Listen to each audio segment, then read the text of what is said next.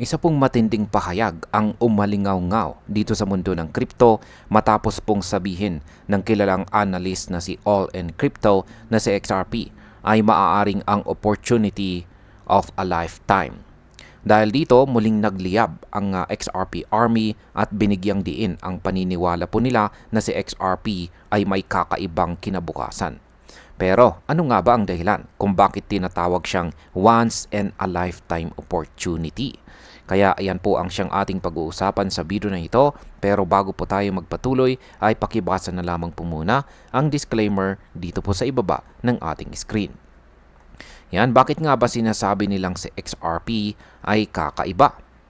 Si XRP ay matagal na pong may matibay na gamit sa cross-border transactions. Mabilis po siya, mura ang kanyang fees at kaya po niyang mag-scale ng mas malawak kumpara sa ibang mga tokens. Hindi lamang po siya basta speculative project dahil sa loob ng maraming taon nabuo na siya. Nakabuo po siya ng partnerships sa malalaking payment systems at saka enterprises. Ang ganitong pundasyon ang dahilan kung bakit maraming investors ang kampante sa kanya. At dahil malinaw na rin ang kanyang regulatory status matapos po ang mahabang laban sa SEC na natapos noong August, mas malakas po ngayon ang posisyon ng XRP kumpara sa ibang mga tokens. Ito ay maaring magbigay ng mas malaking confidence sa mga bagong investors. Sa market impact, ang ganito pong clarity at real-world use case ay karaniwang nagiging dahilan para tumaas ang demand na posible pong magtulak ng presyo pataas kapag pumasok ang mga institutional investors. Ngayon ay ano naman ang sinasabi ng XRP Army? Sa social media, mabilis po na sumabog ang reaksyon ng XRP Army sa pahayag na ito. Marami po ang sumang-ayon at nagsabing ngayon na ang tamang panahon para bumili ng XRP.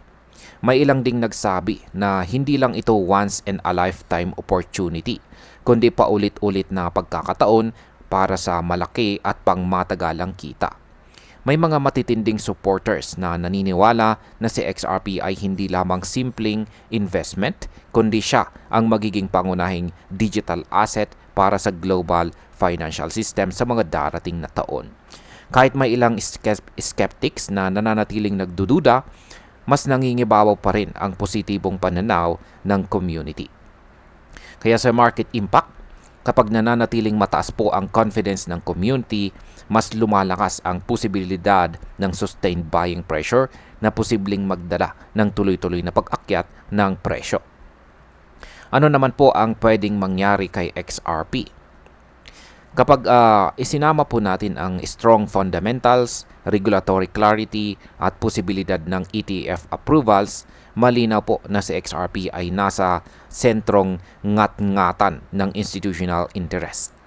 Ito ang dahilan kung bakit maraming analysts at mga investors ang naniniwalang undervalued pa rin po siya sa kasalukuyan.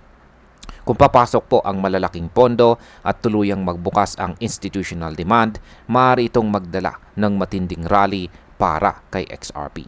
Pero dapat po nating tandaan, sa kabila ng optimism, nananatiling volatile ang market.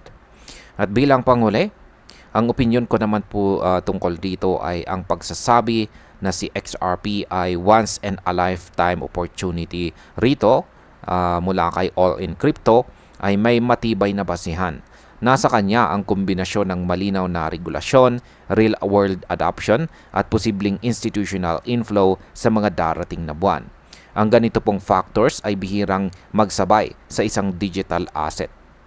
Kung magpapatuloy po ang momentum, maaari pong sumabog ang presyo ni XRP.